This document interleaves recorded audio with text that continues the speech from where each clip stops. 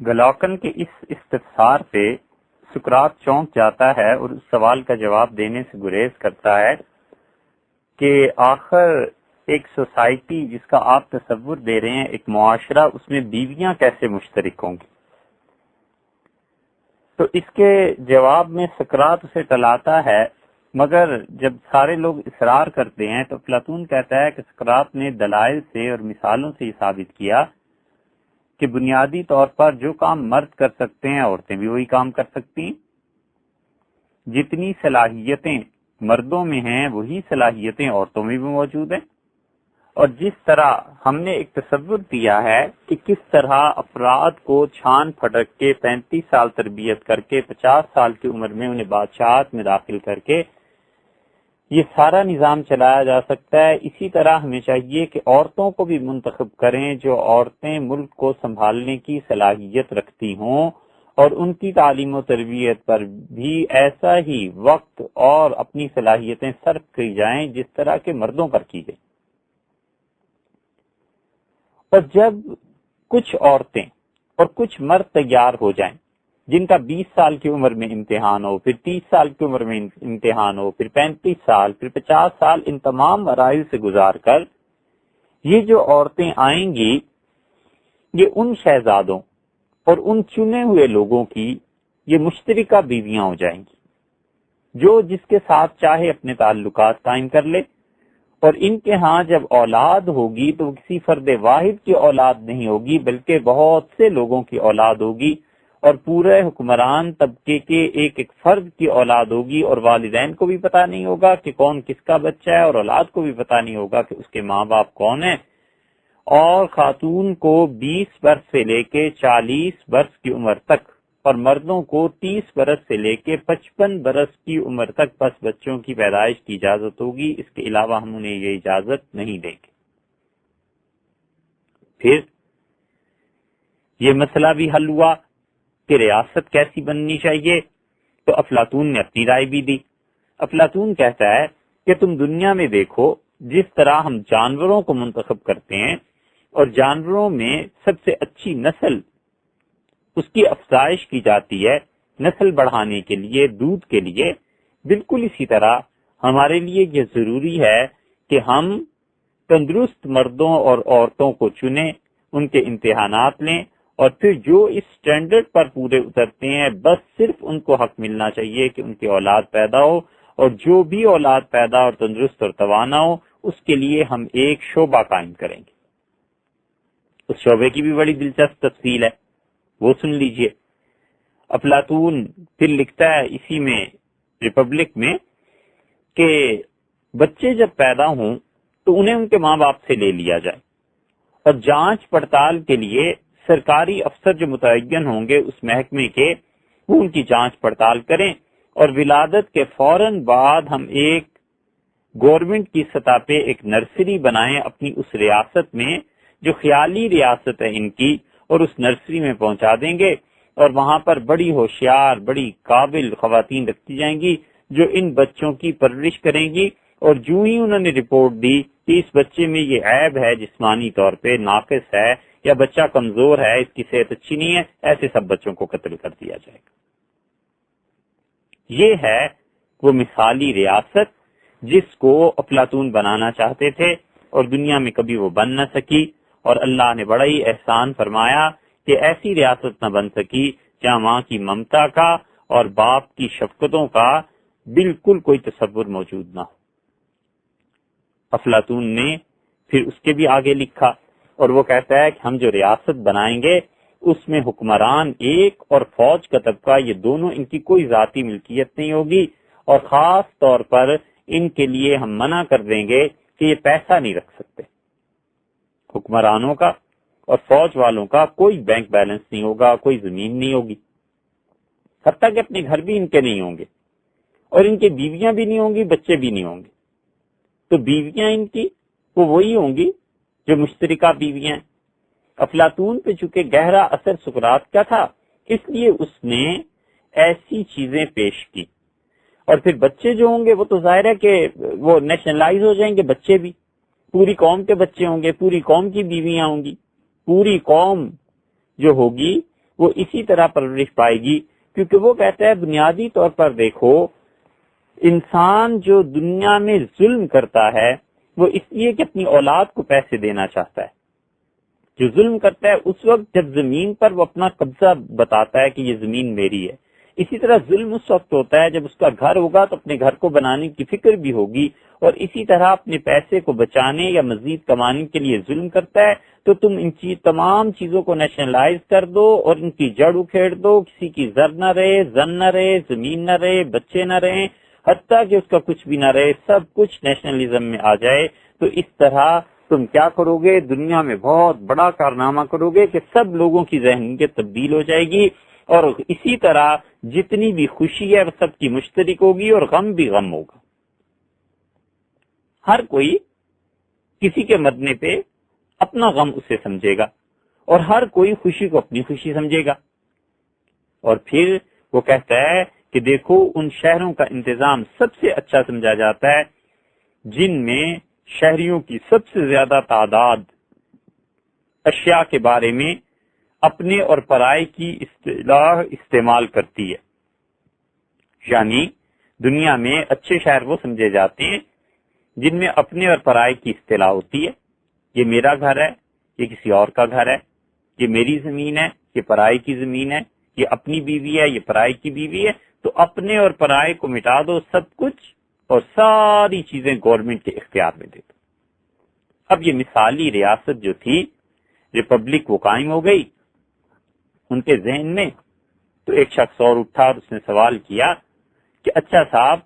یہ ریاست تو آپ قائم کر رہے ہیں سقراط، مگر یہ بتائیں کہ عملاً زندگی میں ہم اسے کیسے قائم کر سکیں گے؟ یہ تو آئیڈیولوجیکل ہے نا ایک چیز. عملی طور پر کرۂ ارض میں یہ جنت، یہ نیشنلزم اور یہ ساری چیزوں کو حکومت کے اختیار میں دے دینا، یہ کیسے ہو سکتا ہے؟ تو سقراط کہتا ہے کہ ہم، یہ پیراگراف ہے اس کا 473، اور اس میں اس نے یہ بات لکھی کہ وہ کہتا ہے کہ سقراط کہ ہم جس انقلاب کو چاہتے ہیں اس کے لیے فقط ایک تبدیلی کرنی ہے، اور وہ یہ کہ کسی فلسفی کو آپ حکمران بنا دیں یا پھر بادشاہ فلسفی ہو جائے. بس یہ کسی طرح کر دو کہ بادشاہ نے اگر فلسفے پہ عمل کیا تو بھی ریاست بن گئی، اور فلسفی بادشاہ بن گیا تو بھی ریاست بن گئی. جب تک اسٹیٹس میں بڑا اقتدار جو ہے، اقتدار اعلیٰ جسے کہنا چاہیے، جب تک یہ فلسفیوں کے ہاتھ میں نہیں آ جاتا، اس وقت تک دنیا میں اتنی پرامن بستی نہیں بس سکتی. اور جب تک حقیقی فلسفے کی روح ان میں صلاحیت نہ کر جائے تب تک سیاسی طور پر ہم کامیاب نہیں ہو سکتے. یہ ضروری ہے کہ سیاسی اختیار اور فلسفہ ایک ہی فرد واحد میں متحد ہو جائے،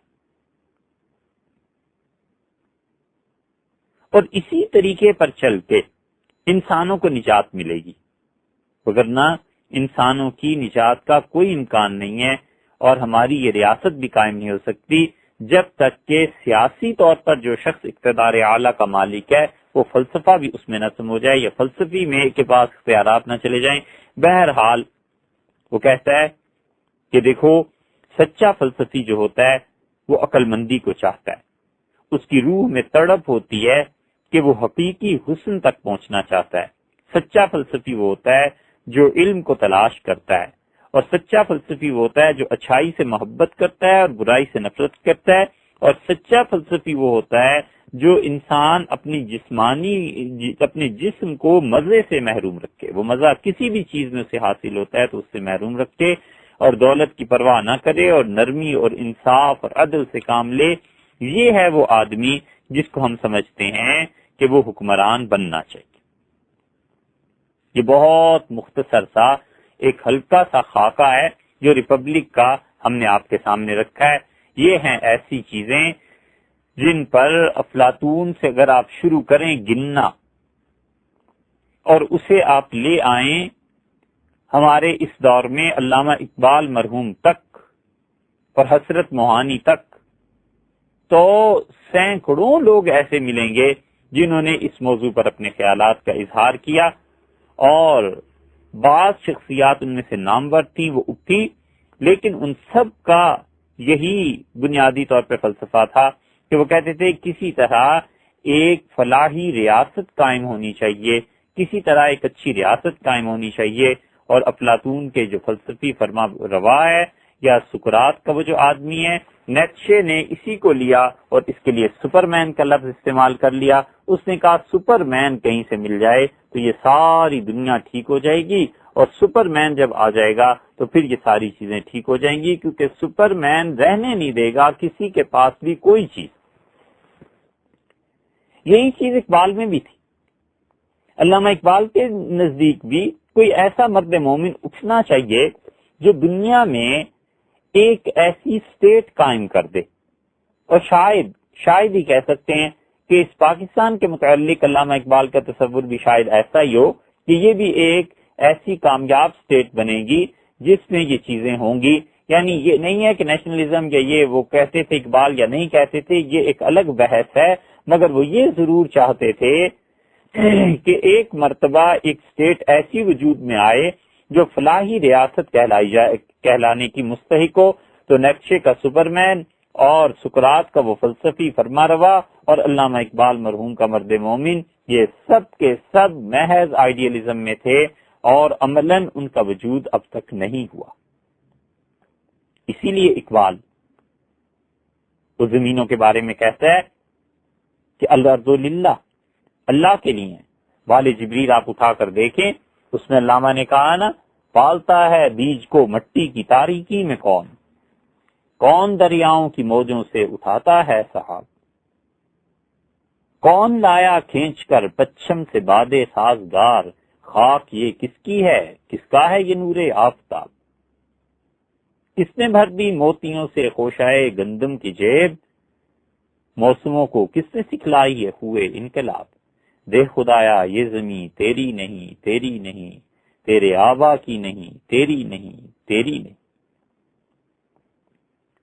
یعنی زمین اللہ کی ملکیت ہے۔ کون ہے جو بیج کو مٹی کی تاریکی میں پال رہا ہوتا ہے اور اس سے کونپلیں پھوٹتی، اور کون ہے جو بادلوں سے بارش کو نازل کرتا ہے؟ اللہ تعالیٰ نے قرآن کریم میں فرمایا ہے نا کہ اَأَنتُمْ أَنزَلْتُمُوهُ مِنَ الْمُزْنِ،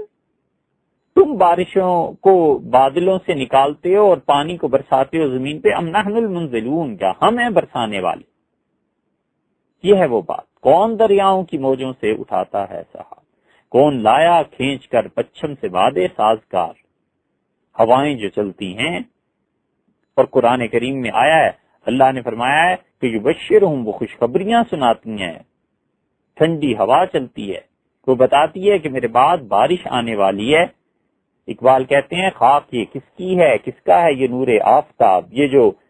خوشے پکتے ہیں گندم کے اور سورج کی روشنی اور حرارت سے دانہ بنتا ہے، یہ سب کچھ کس کا ہے؟ اور گندم کے دانے تم دیکھو موتیوں کی طرح، موسم کی تبدیلی کہ کس موسم میں سے بیجتے ہیں، کس موسم میں کٹائی ہوتی ہے، کیسے سردی اور گرمی کے موسم بدلتے ہیں، اور آخر پہ کہتے ہیں دیکھ خدایا یہ زمین تیری نہیں تیری نہیں۔ وہ کہتا ہے کہ اے سرمایہ دار، جاگیردار، زمیندار، یہ زمین تمہاری نہیں، تمہاری نہیں، تیرے آبا کی نہیں، تیری نہیں، میری نہیں، تمہارے آبا و اجداد کی نہیں، تمہاری نہیں ہے، میری بھی نہیں ہے، یہ زمین جو ہے یہ سب کی سب اللہ کی ملکیت ہے۔ یہاں پہ اللہ کی ملکیت کا ہم تصور دے رہے ہیں، اور نیشنلزم اور فلسفی اس کا سقراط کا اور افلاطون کا ہو تو وہ اس کی تلاش میں ہے کہ وہ نیشنلزم میں ہو جائے گی، بیوی بچے بھی جب نہیں رہیں گے کسی ایک کے تو پھر زمینوں کا تو سوال بعد میں ہوتا ہے۔ لیکن افسوس کہ نہ کوئی ایسا آدمی اقبال کا پیدا ہوا، اور خوشی کی بات ہے کہ جس ایکسٹریم پہ افلاطون چلے گئے تھے انہیں بعد میں ہوش آ گئی اور انہوں نے آگے جو بات آ رہی ہے وہ کہی، اور نیٹشے کا سپرمین بھی پیدا نہیں ہوا، اور اقبال بھی یہ حسرت لے کے دنیا سے چلے گئے۔ البتہ وہ پچھلے آنے والوں کو کہہ گئے کہ امید رکھنا، 38 میں ان کا انتقال ہو گیا، اور اب آ گئے ہیں کتنے برس ہو گئے آپ خود اندازہ لگا لیجئے، 80 برس ہو گئے، مگر ایسا مرد مومن نہ کوئی آیا اور نہ ہی آئندہ کوئی توقع رکھنی چاہیے اس قوم کے احوال دیکھ کے۔ وہ اسی مرد مومن کے انتظار میں تھے۔ بانگ درا میں وہ کہتے ہیں اقبال، آسماں ہوگا سحر کے نور سے آئینہ پوش، اور ظلمت رات کی سیما پا ہو جائے گی، اس قدر ہوگی ترنم آفری باد بہار، نکہت خوابیدہ غنچے کی نوا ہو جائے گی، آ ملیں گے سینہ چاکانے چمن سے سینہ چاک، بزم گل کی ہم نفس باد صبا ہو جائے گی، شبنم افشانی میری پیدا کرے گی سوز و ساز، اس چمن کی ہر کلی درد آشنا ہو جائے گی۔ دیکھ لوگے سطوت رفتار دریا کا معال، موج مضطر ہی اسے زنجیر پا ہو جائے گی، پھر دلوں کو یاد آ جائے گا پیغام سجود، پھر جبیں خاک حرم سے آشنا ہو جائے گی، نالائے سیاد سے ہوں گے نوا ساما طیور، خون گلچی سے کلی رنگی کبا ہو جائے گی، آنکھ جو کچھ دیکھتی ہے لب پہ آ سکتا نہیں، محو حیرت ہوں کہ دنیا کیا سے کیا ہو جائے گی۔ اور وہ خوشخبری سناتے ہیں، شب گریزاں ہوگی آخر جلوائے خورشید سے، یہ چمن معمور ہوگا نغمہ توحید سے، 80 برس تو ہو گئے، اب تک تو یہ چمن نغمہ توحید سے معمور نہ ہوا، اور آگے کی اللہ جانتا ہے کہ کیا ہوگا۔ یہ سارے کے سارے جتنے دانشور تھے یہ یہی کہتے تھے کہ کبھی نہ کبھی انقلاب آئے گا اور ایک ایسی سٹیٹ قائم ہو جائے گی جس سٹیٹ میں سب کے سب چیزیں امن، عدل، انصاف پر مبنی ایک معاشرے کی حیثیت رکھتی ہوں۔ افلاطون نے غالباً یہ کتاب لکھی ہوگی تو اس کی عمر 45-50 برس ہوگی۔ پھر کچھ عرصے کے بعد اسے احساس ہو گیا کہ اس نے یہ بڑی غلطی کی، اور یہ جو کچھ اس نے تصور پیش کیا ہے کہ اس طرح بیویاں، بچے، زمین، پیسہ، ہر چیز نیشنلزم ہو جائے گی اور ہر چیز لوگوں کی ملکیت سے نکل کے اور افراد کی ملکیت سے نکل کے حکومت کی ہو جائے گی، یہ نظام چلنے والا نہیں۔ اب اس موقع پر ذرا سی بات سوچیں کہ یہ وہ ریپبلک ہے جو دنیا کی بڑی بڑی یونیورسٹیز میں اب بھی پڑھائی جاتی ہے، اور پولیٹیکل لیڈرز ہمارے جو اس ملک سے باہر کی یونیورسٹیز میں پڑھے ہیں وہ پڑھتے ہیں اس کو۔ تو جو زمانہ اسٹوڈنٹ لائف، جو ذہن بننے کا زمانہ ہوتا ہے ہمارے دور کا، ویسٹ ان لوگوں کے ذہن بنا کر بھیجتا ہے کہ تم جب اپنے اپنے ملکوں میں جاؤ گے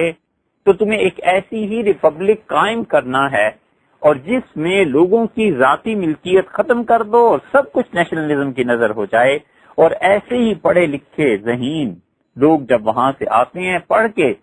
اور ہمارے معاشروں پر حکومت کرتے ہیں تو وہ آتے ہی یہ نعرے لگاتے ہیں کہ جناب یہ چیز تمہاری ہے، یہ ملیں تمہاری ہیں، یہ بینک تمہارے ہیں، یہ سڑکیں تمہاری ہیں، یہ فلاں چیز تمہاری ہے، یہ سارے ادارے نیشنلائز کر دو۔ اور پھر وہ نہیں جانتے کہ ان کا یہ نیشنلزم محض ایک خواب ہے جس کی تعبیر کبھی بھی اس معاشرے میں برآمد نہیں ہو سکتی جس معاشرے کی بنیاد جاہلیت پر ہے۔ تو افلاطون کو اپنی غلطی کا احساس ہو گیا، اور پھر اس نے قوانین پر جو کتاب لکھی جو بہت بعد کی ہے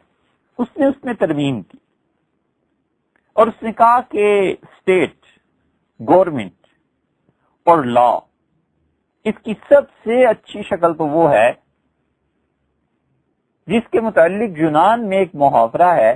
کہ دوستوں کی سب چیزیں مشترک ہوتی ہیں، تو اس پر عمل کرنا چاہیے۔ دوستوں کی آپس میں جائیداد مشترک ہوتی ہے۔ فارسی کا ایک محاورہ ہے کہ حساب دوستاں در دل، دوستوں کا حساب کتاب دلوں میں رہتا ہے۔ مطلب یہ کہ ظاہر میں کوئی دوستوں سے غیریت نہیں ہوتی، وہ کہتے ہیں اس کو اتنا بڑھاؤ کہ تمہارے بینک بیلنس بھی ایک ہو جائے، اور دوست کی خاطر ہر چیز قربان کر دو، حتیٰ کہ اپنی زمین سے بھی دستکش ہو جاؤ، اپنی بیویوں کو بھی چھوڑ دو، سارے نیشنلزم کی نظر کر دو۔ کہتا ہے سب سے اچھی چیز تو یہی ہے، اور پھر کہتا ہے کہ مجھے معلوم نہیں ہے کہ ایسی ریاست دنیا میں کبھی آئندہ بھی بنے گی یا نہیں جس میں پہلے نمبر پہ لوگوں کی املاک یعنی پیسہ اور زمین، دوسرے نمبر پہ عورتیں اور تیسرے نمبر پہ بچے، یہ سب کے سب مشترک ہوں گے یا نہیں؟ اور نجی اور ذاتی اشیاء کہ یہ چیز میری ہے، یہ فلاں کیا، یہ تصور ہی زندگی سے ختم ہو جائے، کہتا ہے مجھے نہیں پتا ایسی ریاست کبھی قائم ہوگی یا نہیں۔ اور جو چیزیں قدرتی طور پر لوگوں کی ذاتی ہیں بس وہ رہیں گی، مثلا آنکھیں ہر ایک کی ذاتی ہیں، کان ہر ایک کا ذاتی ہے، ناک ہر ایک کا ذاتی ہے، تو یہ تو ہوگا۔ لیکن جب بھی شہر میں کسی کی موت ہوگی تو سب رویا کریں گے، جب بھی کسی کی شادی ہم کرائیں گے سرکاری طور پہ، اس کا بھی طریقہ اس نے لکھا ہے، تو کہتا ہے اس وقت ہم خوشی کا اظہار سارے شہر والے ملک والے کیا کریں گے، اور ہم ریاست کے ڈھانچے سے وابستہ رہیں گے، اور ایسی ریاست پتہ نہیں اب ہوگی یا نہیں۔ پھر جب اس نے دیکھا کہ ایسی ریاست اب کہاں قائم ہو سکتی ہے، تو قوانین پہ جو اس نے بہت بعد میں کتاب لکھی ہے، اس نے مشورہ دیا یونان والوں کو، اس نے کہا شہریوں کو چاہیے کہ ساری زمین اور مکان فوراً تقسیم کر دو، اور زمینیں جب تقسیم ہو جائیں سب کچھ لوگوں کو دے دو، تو ہم سب مشترکہ طور پر کاشت کیا کریں گے، اور جن لوگوں کو تم زمینیں دے رہے ہو انہیں چاہیے کہ وہ ان زمین کے ٹکڑوں کو پورے شہر کی ملکیت سمجھے، یعنی تم اپنی ذاتی ملکیت سے زمین نکالو، ایک مربع زمین ہے کسی کی، ذاتی ملکیت سے نکال کے گورنمنٹ کو دے دے، کسی کو دے دے، اور گورنمنٹ توقع یہ کرتی ہے کہ اگر کسی فرد واحد کی ملکیت میں وہ زمین چلی گئی تو وہ کہے اس پہ پورے شہر کا حق ہے، میں اکیلا ہی نہیں ہوں، پورا شہر اس میں شامل ہے اس میں، اور اسی طرح بیویوں کا اور بچوں کا بھی کیا جائے۔ یہ ہے وہ تصور جو افلاطون نے دیا، اور 2200 برس سے یہ کتاب لوگ پڑھ رہے ہیں اور پڑھا رہے ہیں، اور اب تک اس کتاب کی افادیت اور عدم افادیت اس پر بحث جاری ہے،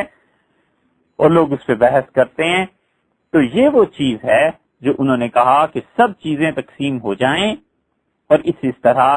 یہ تمنا کرنا یونان کے شہریوں سے یہ بالکل ایسے ہی ہے جیسے آج بھی تصوراتی دنیا میں بسنے والے لوگ یہ کہتے ہیں کہ جناب اگر اسلام کے مطابق حکومت قائم ہو گئی تو ہم ورلڈ بینک اور آئی ایم ایف اور فلاں ان سب کے قرضے ختم کر دیں گے، اور ہم بالکل کسی کو ایک پائی نہیں دیں گے۔ یہ دیوانے کی بڑ نہیں ہے تو اور کیا ہے؟ یہ تصوراتی دنیا ہے جس میں لوگ بس رہے ہیں۔ پھر افلاطون کہتا ہے کہ سونے چاندی کا استعمال ہم ممنوع قرار دیں گے،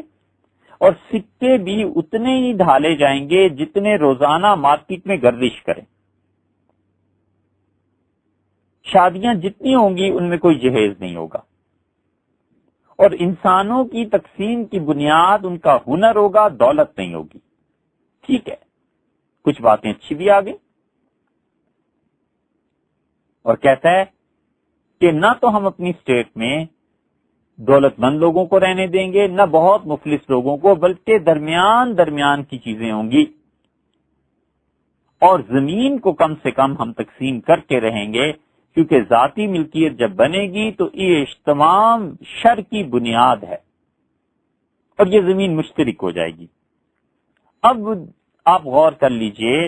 کہ ان زمینوں کو لوگوں کے ذاتی تصرفات سے نکال کے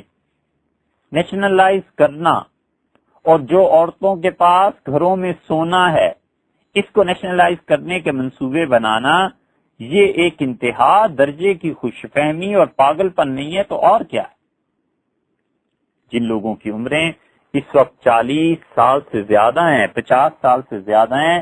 بچوں ان سے پوچھو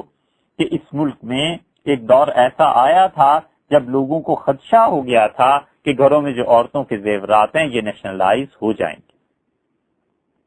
اس لیے کہ جو لوگ اس منصوبے کو کامیاب کرنا چاہتے تھے بنیادی طور پر انہوں نے بھی افلاطون کی ریپبلک پڑھی ہوئی تھی، اور وہ بھی کسی خوش فہمی کی دنیا میں جی رہے تھے، انہیں یہ سمجھ نہیں آئی تھی کہ وہ جس ملک میں جا رہے ہیں وہاں کے لوگ تعلیم سے کوئی تعلق نہیں رکھتے، وہاں پر لوگوں کو گنا نہیں جاتا، وہاں پر لوگوں کی تعلیم اور معیار اس کو نہیں دیکھا جاتا، وہاں پر لوگ صرف پیسے اور جہالت میں تلتے ہیں۔ افلاطون کا یہ دور گزر گیا اور بڑے بڑے دانشور لوگ پیدا ہوئے اور انہوں نے افلاطون کی طرح کی ریاستیں بنانے کی کوشش کی۔ اتنی لمبی اس کی تاریخ ہے کہ ہم بجائے اس کے کہ اس ساری تاریخ کو آپ کے سامنے رکھیں، آپ دیکھیے اس زمانے میں نبوت آئی اور انبیاء علیہ الصلوۃ والسلام کا سلسلہ جاری تھا، اور افلاطون تو قبل مسیح کی شخصیت ہے۔ پھر سیدنا مسیح علیہ الصلوۃ والسلام جب دنیا میں آئے تو انہوں نے بھی دنیا کو یہ تصور دیا کہ تم لوگ پیسے اور دولت کے پیچھے جو پڑ گئے ہو، اس چیز کو چھوڑو اور تم اللہ کے ساتھ اپنا تعلق قائم کرو۔ مثال کے طور پہ سیدنا مسیح علیہ الصلوۃ والسلام کی جو تعلیم ہوئی اور انہوں نے جو تعلیم دی، اس کو اگر آپ دیکھنا چاہے تو لوکا کی جو انجیل ہے اس کا آپ 18 چیپٹر پڑھیے بائبل میں، بائبل کے بالکل آخر پہ، ہولی بائبل میں بالکل آخر پہ یہ جو لوکا کی انجیل ہے اس کے 18 چیپٹر کا 22 سینٹینس ہے۔ وہ کہتے ہیں، وہاں لکھتے ہیں، ایک سرمایہ کار کے ساتھ بات ہو رہی ہے سیدنا مسیح علیہ الصلوۃ والسلام کی، اور وہ سرمایہ دار ایسا ہے جو بہت بڑی اتھارٹی ہے، بگ گن ہے، اور وہ کہتے ہیں کہ now when Jesus heard these things he said unto him، جب سیدنا مسیح علیہ الصلوۃ والسلام نے اس سرمایہ دار کی باتیں سنی تو انہوں نے ارشاد فرمایا کہ get lackest thou one thing،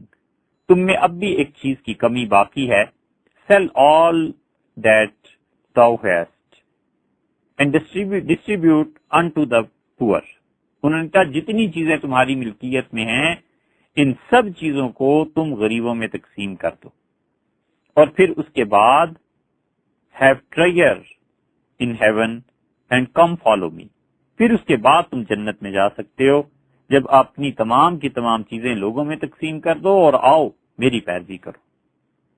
And when he heard this، اور جب اس سرمایہ دار نے یہ باتیں سنی، he was very sorrowful، اسے بہت افسوس ہوا، for he was very rich، کیونکہ وہ تو بہت مالدار تھا۔ And when Jesus saw، اور جب سیدنا مسیح علیہ الصلوۃ والسلام نے یہ چیز دیکھی، that he was very sorrowful، کہ یہ آدمی تو بہت غمگین ہو گیا ہے، he said، تو انہوں نے ارشاد فرمایا how hardly shall they that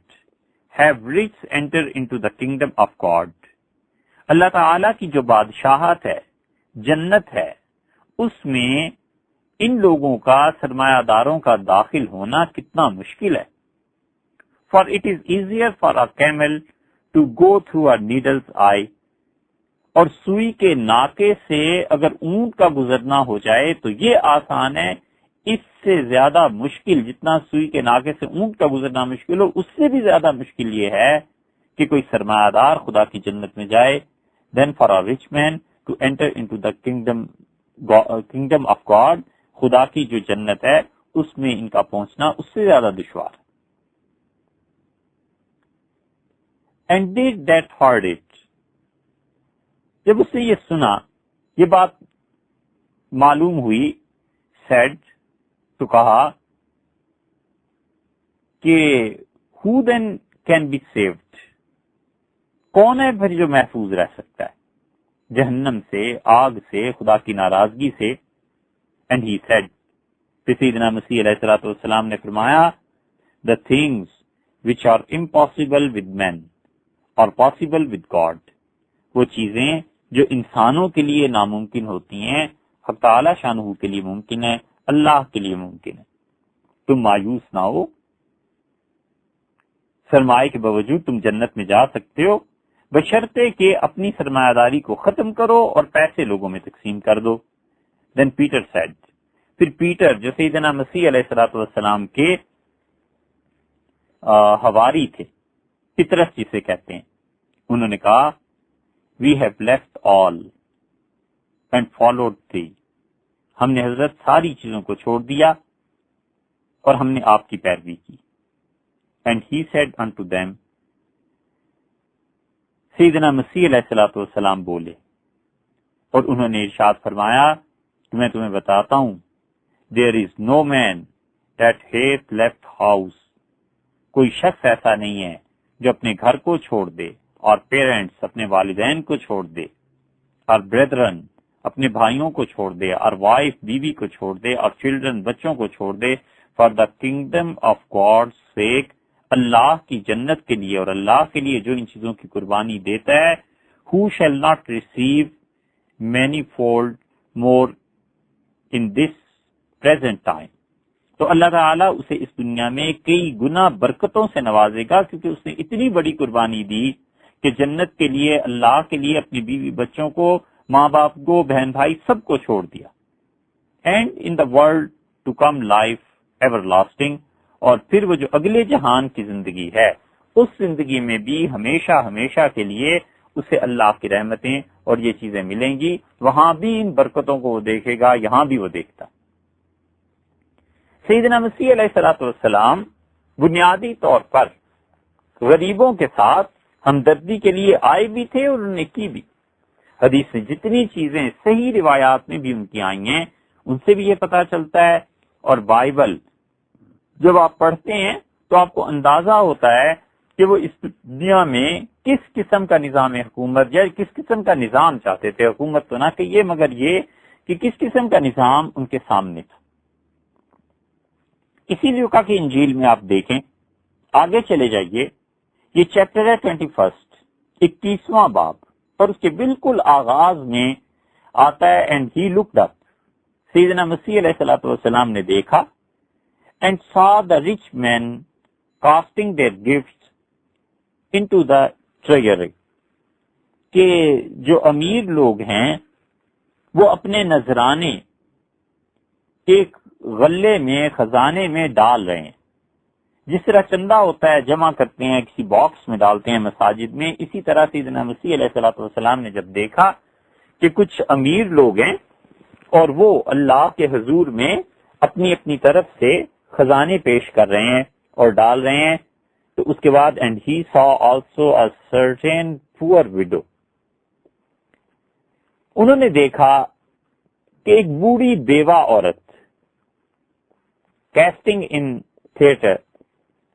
to mites, انہوں نے دیکھا کہ ایک بوڑھی عورت ہے اور وہ 2 اکنیاں 2 پائی اللہ کے نام پہ دے رہی ہے. تو سیدنا مسیح علیہ الصلوۃ والسلام نے فرمایا of a truth I say unto you, میں تمہیں حقیقت کی بات بتاتا ہوں, this poor widow, یہ جو بوڑھی بیوہ ہے,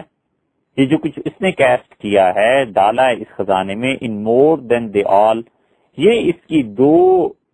سکے اور 2 اکنیاں سب سے بڑھ گئیں. کیوں؟ کیونکہ جتنے لوگوں نے پیسے ڈالے تھے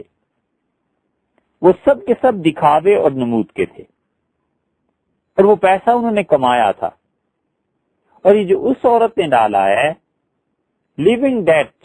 شی ہیڈ, کل اس کی زندگی کا سرمایہ تھا جو اس نے ڈال دیا. اور سیدنا مسیح علیہ الصلوۃ والسلام کی باتیں سن کے لوگ بول پڑے اور انہیں بہت ناگوار گزرا کہ یہ کیا باتیں کرتا ہے. حضرت مسیح علیہ الصلوۃ والسلام ان چیزوں کو لے کر آئے بھی تھے, اور تورات بتاتی ہے, بائبل بتاتی ہے اس کے کچھ حصے, کہ وہ دنیا میں لوگوں کے لیے امن اور سکون چاہتے تھے. ان کے معاصرین میں حضرت عیسیٰ علیہ الصلوۃ والسلام کے ایک بڑی ممتاز شخصیت تھی, اور وہ اسپین کا باشندہ تھا, سینیکا. اور اسپین سے وہ چلا اور روم پہنچا,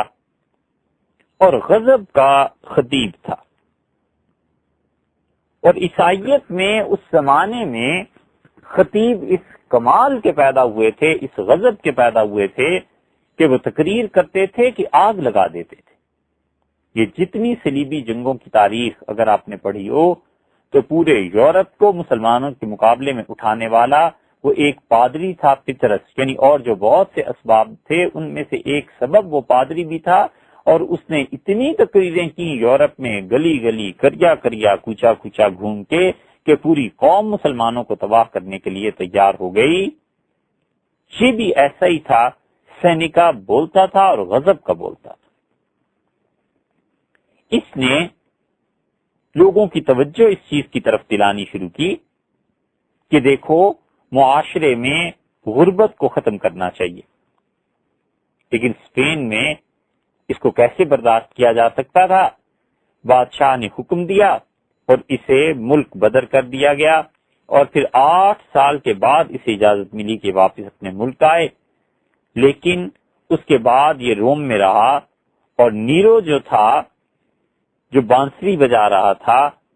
اس کا یہ استاد بن گیا۔ اور نیرو جب تخت پہ بیٹھا تو یہ سینیکا اس کا بہت قریبی دوست اور مشیر اور استاد سب کچھ تھا، لیکن نیرو اس کو برداشت نہیں کر سکا، اور آخر کار اسے حکم ملا کہ بجائے اس کے کہ ہم تمہیں قتل کریں، تم خودکشی کر لو۔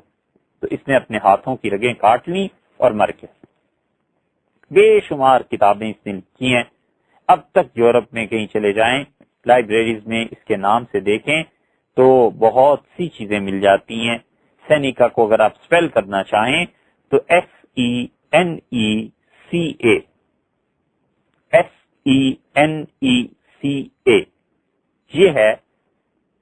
اس نے بھی اس چیز کی طرف توجہ دی، اور 41 عیسوی میں، یعنی سیدنا مسیح علیہ السلام جب آسمان پر اٹھائے گئے تو ان کے دور، ان کے معاصر ہی ہے یہ، اس نے معاشرے کی اصلاح کی کوشش کی، لیکن بات پھر وہی اس نے کی، اور اس نے کہا کہ دیکھو ابتدائی طور پر جب انسان اس دنیا میں آیا ہے تو کوئی چیز کسی کی ملکیت نہیں تھی، اور سب سے پہلا گناہ جو معاشرے نے کیا وہ لالچ تھی۔ اس لالچ کی وجہ سے افلاس پیدا ہوا، ایک دوسرے سے لوٹ کھسوٹ پیدا ہوئی، اور پھر اس سے دیگر برائیوں نے جنم لیا۔ جب برائیاں آئیں تو پھر ایک شخص کی ضرورت تھی جو ان برائیوں کو کنٹرول کرے، اور وہ شخص بادشاہ بن گیا۔ پھر لوگوں میں عدل قائم کرنے کے لیے اس نے انصاف کو نافذ کیا، تعزیریں لگنے لگی۔ پھر وہ کہتا ہے کتنا ہی اچھا تھا وہ زمانہ جب اللہ نے جتنی چیزیں، یعنی قدرت نے جتنے بھی انعامات کیے تھے سب مشترک تھے، تمام لوگ فائدہ اٹھایا کرتے تھے، اور اس وقت تک انسانوں میں کوئی تفریق نہیں تھی۔ جو بھی غلہ کاشت کرتا تھا سب کا حق بنتا تھا، اور دولت مند انسان کوئی نہیں ہوتا تھا، اس کی دولت میں بھی سب کا حصہ ہوتا تھا۔ یہ پیغام اس نے معاشرے کو دیا، اور انجام کار وہ پھانسی کی نظر ہو گیا۔ سیدنا مسیح علیہ السلام وہ جو کچھ یہودیوں کے پاس لے کے آئے تھے، یہودی اس وقت دنیا کی مالدار ترین قوموں میں شمار ہوتے تھے، تو ان کے ایک طبقے کو یہ احساس ہو گیا کہ ہمارا نجات دہندہ آ گیا ہے، اور یہودی سیدنا مسیح علیہ السلام پر ایمان لانا شروع ہو گئے، اور آہستہ آہستہ ان کی تعداد بڑھنے لگی، یہاں تک کہ ان کے حواری پیدا ہوئے جن کا قرآن نے بھی ذکر کیا ہے۔ اور حواری جو تھے ان میں سے کوئی آدمی ایسا تھا جو مچھلیاں پکڑتا تھا، اینڈروز، یہ پیٹر جس کا آپ نے ذکر سنا ہے، ان کے متعلق ہسٹری میں آتا ہے کہ یہ فش مین تھے، اور کوئی آدمی رنگ چڑھاتا تھا۔ یہ جو انجیل کا ابھی حوالہ بائبل کا گزرا ہے لوکا، اس کے متعلق ہسٹری میں یہی آتا ہے کہ یہ رنگ سازی کا کام کرتا تھا۔ ایک اور تھا جو چمڑے کو دباغت دیتا تھا، مختلف جانوروں کی کھالیں استعمال کرنے کے لیے ان کھالوں پر نمک لگا دیتا تھا، یا جو بھی طریقہ اس وقت کا ہوتا ہوگا، وہ تھا شمون۔ الغرض یہ سارے کے سارے یہودیوں کے غریب خاندانوں سے، غریب لوگوں سے تعلق رکھتے تھے، اور سیدنا مسیح علیہ السلام نے اسی لیے وہ بات کہی کہ اونٹ کا سوئی کے ناکے سے گزر جانا آسان، اور دولت مند آدمی کا جنت میں جانا مشکل۔ اور انہیں اپنے خیالات پھیلانے کا موقع ملا، اور فلسطین میں ان علاقوں میں انہوں نے لوگوں تک اپنی باتیں پہنچائیں، لیکن پھر وہ وقت آ گیا جب یہودی انہیں برداشت نہ کر سکے، اور انہوں نے سیدنا مسیح علیہ الصلوۃ والسلام کے سامنے یہ بات رکھی کہ ان پہ مقدمہ قائم کیا جائے، اور پھر مقدمہ قائم ہوا اور اس کے نتیجے میں انہیں پھانسی کی سزا دی گئی، مگر اللہ تعالی نے اپنی قدرت کاملہ کا اظہار فرمایا اور اللہ کے فرشتے سیدنا مسیح علیہ الصلوۃ والسلام کو آسمان پہ اٹھا کر لے گئے، جیسا کہ حدیث میں آیا ہے، اور اللہ تعالی نے فرمایا ہے قرآن کریم میں کہ انہوں نے قتل نہیں کیا یہودیوں نے اس کو، مسیح علیہ الصلوۃ والسلام کو، وما صلبوا، اور انہوں نے صلیب پہ نہیں چڑھایا۔ پورے قرآن کریم میں صرف ایک مرتبہ یقیناً کا لفظ استعمال ہوا ہے۔ یہ لفظ آپ اور ہم سنتے ہیں عام زندگی میں کہ یقیناً یہ بات ہوئی، یقیناً اس نے یہ کہا، یقیناً تم سچے ہو، یقیناً وہ جھوٹا ہے۔ قرآن نے ایک مرتبہ یہ یقیناً کا لفظ استعمال کیا ہے، اور وہ اللہ تعالی نے استعمال کیا ہے سیدنا مسیح علیہ الصلوۃ والسلام کے بارے میں۔ اللہ نے فرمایا وما قتلوہ یقیناً، اور یقیناً مسیح علیہ الصلوۃ والسلام کو یہودی قتل نہیں کر سکے۔ ایک جگہ فرمایا ہے جو مخبر تھا، جو خبر دے رہا تھا، اس پر سیدنا مسیح علیہ الصلوۃ والسلام کے چہرہ مبارک کی شبیہ ڈال دی گئی، اور درمیان سے عیسیٰ علیہ الصلوۃ والسلام اٹھا لیے گئے، اور جس پر شبیہ پڑی تھی اس کو پھانسی دے دی گئی، اور یہودی یہ سمجھتے رہے کہ مسیح علیہ الصلوۃ والسلام کو ہم نے پھانسی دے دی۔ دوسری جگہ اللہ نے فرمایا ہے کہ اسے ہم نے اپنی طرف اٹھا لیا تھا۔ قرآن کریم کی نصوص ہے، اسی لیے اگر کوئی شخص یہ کہتا ہے کہ حضرت عیسیٰ علیہ الصلوۃ والسلام کا انتقال ہو گیا تو اہل سنت والجماعت کے عقیدے کا انکار کرتا ہے، ایک ایسا عقیدہ جس پر پوری امت اب تک قائم رہی ہے، کتاب و سنت کی تصریحات اور روشنیوں کے بعد امت نے عقیدہ قائم کیا تھا اور لکھا تھا فقہا نے۔ وہ بچے نہیں تھے کہ وہ عقیدے جیسی بڑی باتیں کچھ ایسے ہی بغیر تحقیق کے لکھ دیتے، ایک ایک فکرہ انہوں نے تحقیق سے لکھا۔ حضرت مسیح علیہ الصلوۃ والسلام کے دنیا سے اٹھ جانے کے بعد تقریباً 400 سال تک، 500 برس تک بڑے درویش، بڑے نیک بندے بھی رہے۔ ایسے ایسے لوگ تھے بے شمار مسیحی پیشوا جو دولت سے نفرت کرتے تھے، سادہ زندگی بسر کرتے تھے، اور 560 برس کے بعد حضور اقدس صلی اللہ علیہ وسلم کی پیدائش ہوئی، اور 610 میں حضور اقدس صلی اللہ علیہ وسلم پر وحی نازل کی گئی۔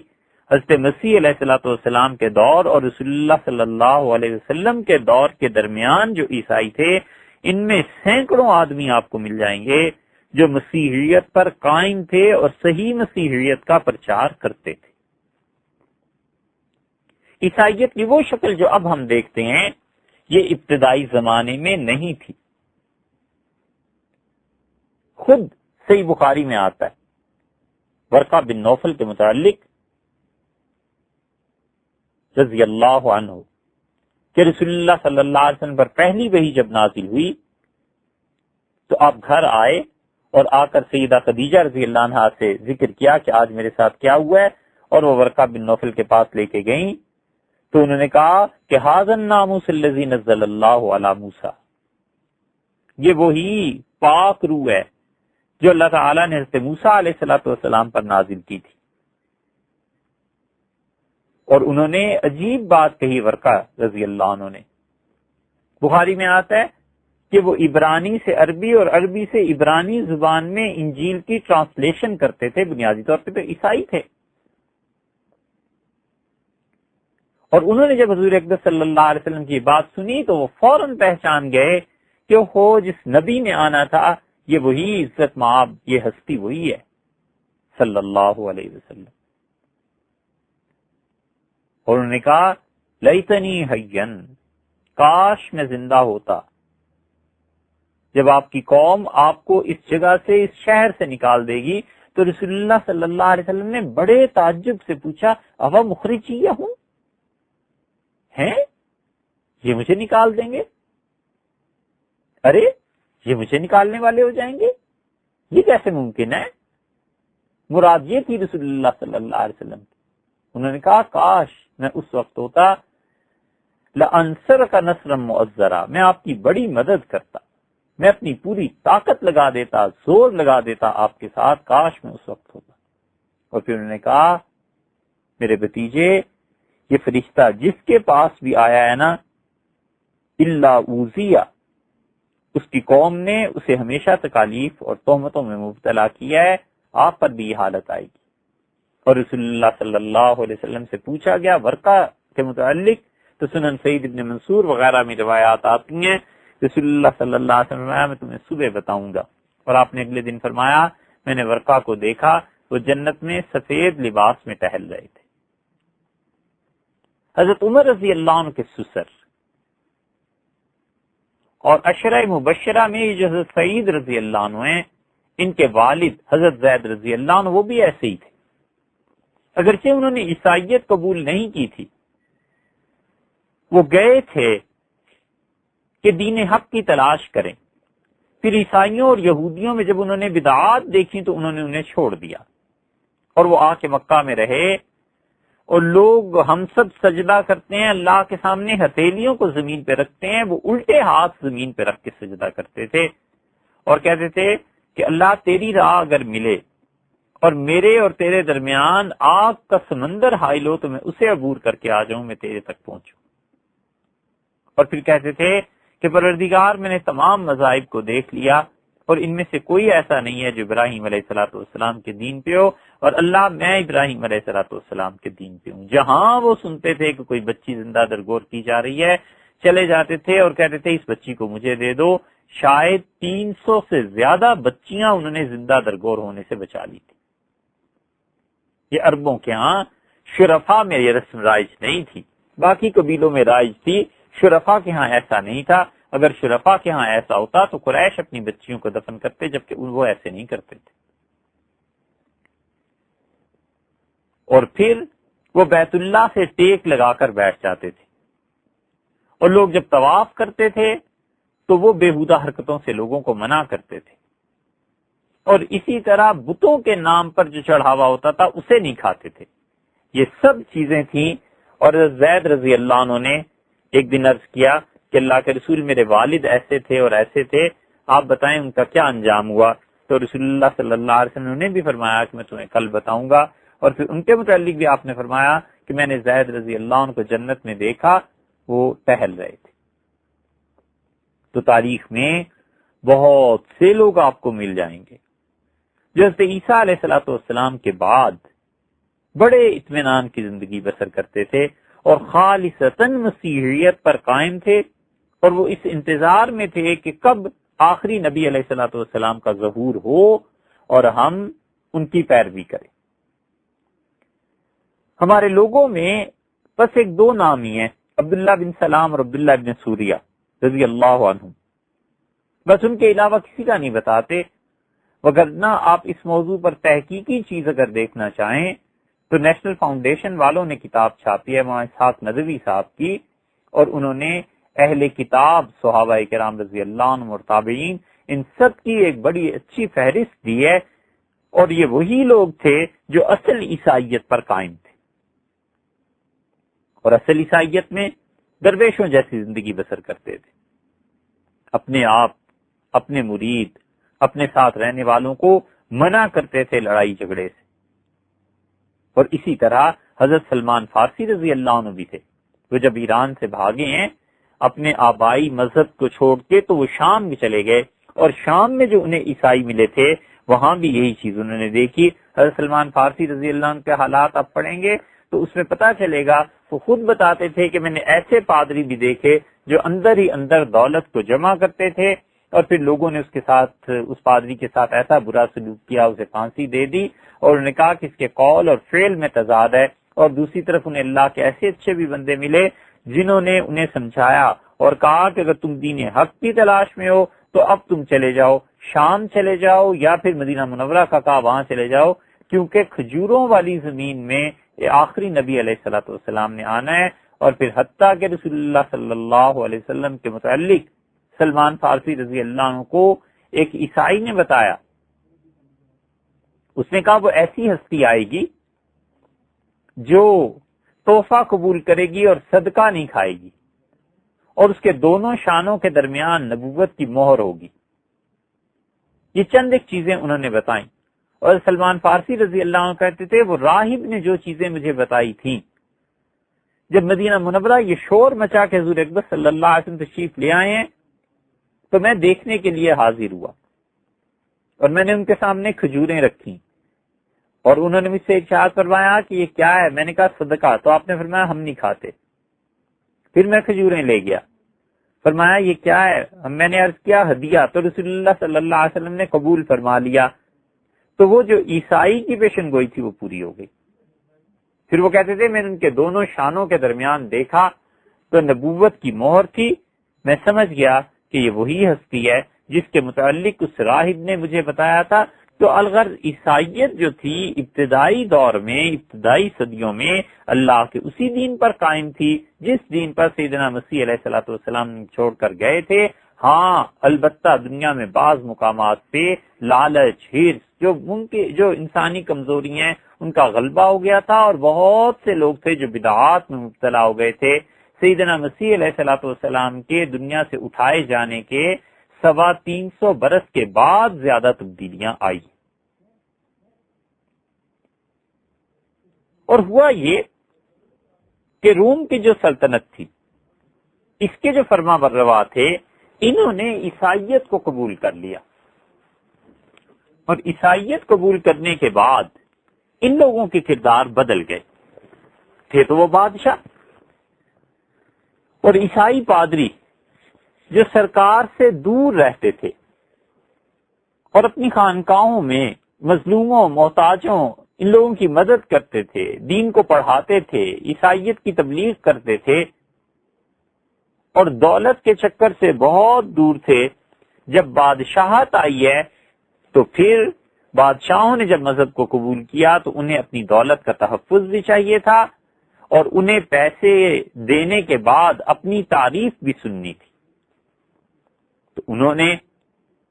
سیدنا مسیح علیہ الصلوۃ والسلام کے آسمان پر اٹھائے جانے کے بعد اب جو آگے 3 صدیوں کے بعد تبدیلیاں آئی تھیں، انہوں نے یہ کیا کہ پادریوں کو تاج پہنانے لگے، اور ایسے ایسے تاج پادری پہنتے تھے کہ ان میں سے ایک ایک ہیرے اور ایک ایک نگ کی قیمت بادشاہ کا خزانہ ادا کرنے سے قاصر تھا۔ ٹھاٹ کے مکانات بنتے تھے، اور کلیسا کے لیے پراپرٹیز وقف ہوتی تھی، اور بہت لوگ کلیسا کو اندھا دھند پیسہ دیتے تھے، اب بھی ہے، اس وقت بھی تھا۔ تو جو لوگ خود بڑے بڑے مکانات میں رہنے لگے، اور جو لوگ خود کروڑوں اور اربوں کے ہیرے جواہرات کے مالک بن گئے، بھلا وہ سادہ زندگی کی تلقین کیسے کرتے؟ تو نتیجہ یہ کہ یا تو وہ یہ کہتے کہ بھئی دولت کو کماؤ، اپنا معیار زندگی بلند کرو، اچھے آدمی، اچھی سوسائٹی، ایک معاشرہ تشکیل پانا چاہیے، اور خود بھی ویسے ہوتے تو قول اور فعل میں تضاد نہ ہوتا۔ لیکن ان کے قول و فعل میں تضاد آ گیا، اور اتنا برا تضاد آیا کہ وہ عوام کو قناعت کا سبق دیتے رہے اور خود اپنی تجوریاں بھرتے رہے۔ اور عیسائیوں کا یہ عام عقیدہ تھا اس زمانے میں کہ حضرت مسیح علیہ الصلوۃ والسلام دوبارہ دنیا میں تشریف لائیں گے، جو صحیح عقیدہ تھا، اور اب تک ہمارے عقیدے کا جز ہے یہ بات کہ سیدنا مسیح علیہ الصلوۃ والسلام قیامت کے قرب میں تشریف لائیں گے۔ اتنی احادیث آئی ہیں، اتنے صحابہ کرام رضی اللہ عنہم نے رسول اللہ صلی اللہ علیہ وسلم سے بات روایت کی ہے کہ اتنے صحابہ کرام رضی اللہ عنہم کسی جھوٹ پر، کسی سازش پر مجتمع نہیں ہو سکتے۔ ایک صحابی رضی اللہ عنہ مدینہ منورہ میں بیان کر رہے ہیں، دوسرے مکہ مکرمہ میں بیان کر رہے ہیں، تیسرے کوفہ میں بیان کر رہے ہیں، چوتھے اردن میں بیٹھے ہوئے ہیں، 5ویں ترکی کے قریب ہیں، 6واں آدمی کہاں بیٹھا ہوا ہے؟ آج سے 1500 سال پہلے آپ سوچیں نا کہ اتنے صحابہ کرام رضی اللہ عنہ، کیا ان سب نے معاذ اللہ ثم معاذ اللہ کیا جھوٹ کھڑ لیا تھا اور جھوٹ پہ وہ جمع ہو گئے تھے؟ اور وہ کیا ایک خط و کتابت ہوتی رہتی تھی کہ یہ جھوٹ اب سمت میں رائج کرنا ہے؟ اس لیے جو لوگ اس عقیدے کے قائل نہیں ہیں انہیں سوچنا چاہیے کہ صحابہ کرام رضی اللہ عنہم کے درمیان جو عقیدہ مسلمانوں کا مشترک تھا، یہ کیسے ممکن ہے کہ بعد کے دور میں امت میں وہ جو منتقل ہوا ہے صحیح طریقے سے، آج ہم اسے گمراہی قرار دے سکیں؟ معاذ اللہ۔ حضرت مسیح علیہ الصلوۃ والسلام کے متعلق لوگوں کا یہی عقیدہ تھا، عیسائیوں کا بھی، کہ دنیا سے ظلم اور ناانصافی کو مٹا کے اللہ کی بادشاہت قائم کریں گے۔ کہ یہ ملینیم کا جو لفظ ہے نا، یہ تو اب اس صدی کے آغاز میں لوگوں نے سنا ہے، وگرنہ ملینیم اگر آپ اس کو اصل میں ڈکشنری میں کہیں دیکھیں، اعلیٰ درجے کی جو چیزیں ہیں، تو وہ کہتے ہیں کہ 1000 سال اس دنیا میں جو انصاف قائم رہے گا وہ سیدنا مسیح علیہ الصلوۃ والسلام کے آنے کے بعد ہوگا۔ ہمارے ہاں وہی بات ہے، حضور اقدس صلی اللہ علیہ وسلم نے مختلف روایات میں جو چیزیں بیان کی ہیں اس سے معلوم ہوتا ہے کہ حضرت عیسیٰ علیہ الصلوۃ والسلام جب دنیا میں تشریف لائیں گے تو تقریباً 125 برس تک دنیا میں عدل اور انصاف رہے گا۔ عیسائی جو تھے ملینیم کہتے تھے، یعنی 1000 سال تک دنیا میں عدل اور انصاف کا دور رہے گا۔ ہمارا یقین ہے کہ یہ ہوگا، اور افلاطون اور نیٹشے اور جو بھی کسی خیالی دنیا میں بستا تھا، ان کے پاس ان کے خیالات کی تصدیق کے لیے کوئی چیز نہیں تھی، اور ہمارے پاس ہمارے اس عقیدے اور نظریے کی تصدیق کے لیے اس کی پشت پہ خدا کی وحی ہے اور رسول اللہ صلی اللہ علیہ وسلم کا فرمان ہے۔ اور عیسائیوں نے جب یہ چیز دیکھی کہ ان کے پادریوں میں اتنا تضاد آ گیا ہے، تو اب ان سے تحریکیں اٹھنا شروع ہوئیں، اور انہوں نے ان تحریکوں کو دبانا شروع کیا حکمرانوں نے، مگر وہ تحریکیں اٹھتی رہیں کہ ان عیسائی پادریوں کے خلاف جدوجہد کرو، کیونکہ ان کے قول اور فعل میں تضاد آ گیا۔ یہاں تک کہ اگر آپ دیکھیں تو بہت سی تحریکیں جو کچلی گئی ہیں، ان میں سے ایک آکسفورڈ یونیورسٹی انگلینڈ کے تھے جن کا نام تھا جان وائکلف، 1384 عیسوی میں ان کا انتقال ہوا ہے، یعنی آج سے کوئی 700 برس قبل تقریباً۔ تو جان وائکلف آکسفورڈ یونیورسٹی میں پڑھتا تھا، یہ آہستہ آہستہ پادری ہو گیا، اور پھر اس نے لوگوں میں یہ بات پھیلانی شروع کی کہ دنیا میں ملکیت کو ختم کرو اور نجی ملکیت کوئی چیز نہیں ہے۔ اور پھر اس کو ایک شاگرد مل گیا، جان پال، جو اس کا شاگرد تھا، اور جان پال نے انگلینڈ میں کسانوں میں یہ بات پھیلانی شروع کی، اور ساتھ ساتھ یہ تلقین کرتا تھا کہ تم اٹھو اور حکومت وقت کے خلاف، سرمایہ داروں کے خلاف بغاوت کرو۔ اللہ نے ہم سب کو یکساں پیدا کیا ہے، اور یہ جو اونچ نیچ تم معاشرے میں دیکھتے ہو، یہ سب کی سب ان پادریوں کی اور ان لوگوں کی لائی بھی ہیں، لہٰذا تم غلامی کی زنجیروں کو توڑو اور کھیتوں پر قبضے کر لو اور لوگوں کو ہٹا دو۔ اور اس وقت تک انگلینڈ کی حالت اچھی نہیں ہو سکتی جب تک کہ ہم ہر چیز کو مشترک قرار نہ دیں۔ آخر جن لوگوں کے پاس انگلینڈ سوسائٹی میں سرمایہ ہے اور جو کلیسا میں بیٹھے ہوئے ہیں، انہیں ہم پر کیا فضیلت حاصل ہے؟ وہ کیوں میں غلام بناتے ہیں؟ وہ کہتا تھا ہم سب حضرت آدم علیہ الصلوۃ والسلام کی اولاد ہیں۔ اس وقت تک ڈارون کی تھیوری نہیں آئی تھی۔ وہ کہتا تھا یہ کیسے ہو سکتا ہے کہ وہ ہمارے آقا ہیں اور ہم ان کے غلام ہیں؟ خود تو وہ ریشم کے کپڑے پہنے اور ہمیں کہتے ہیں سوتی کپڑے پہنو، خود وہ گوشت اور میدے کی روٹیاں اور شراب پئیں، اور ہم کو جو کی روٹی بھی نہ ملے۔ وہ عالیشان محلات میں رہیں اور ہم کھیتوں میں فصلیں لگائیں، بارشیں ہم پر برسیں اور گرمی چلچلاتی دھوپ میں ہم کام کریں۔ اور ہماری محنت سے یہ سب کچھ ان کے پاس ہے، اٹھو اور ان کے خلاف بغاوت کرو، اٹھو اور زمینیں ان سے چھین لو، ان کا سرمایہ ان سے چھین لو۔ اور وہ یہ بات کہتا رہا یہاں تک کہ جان پال کو 1381 عیسوی میں پھانسی دے دی گئی، اور بتایا گیا لوگوں کو کہ اس کی جو تحریک ہے یا جس طرح وہ حکومت کے خلاف باتیں کر رہا ہے، یہ باتیں انگلینڈ میں ناقابل برداشت۔